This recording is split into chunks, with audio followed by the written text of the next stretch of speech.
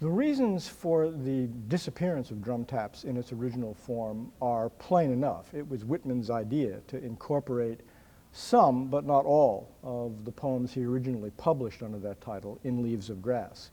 And that, for posterity, is how they became known. In fact, they started to become known under that rubric in the 1860s. So the independent existence of drum taps was very short-lived.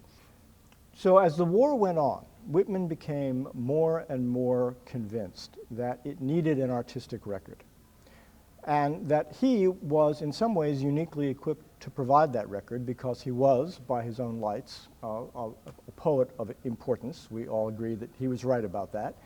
And he had firsthand experience of some of the worst horrors of the war because he was a hospital volunteer for several years, formed close relationships with the wounded and often with the dying, and had actually been to battlefields in their immediate aftermath. He had, in fact, gone to the battlefield at Fredericksburg, which is a terrible Union route, looking for his brother George to find out whether George had survived the battle. Happily, he did.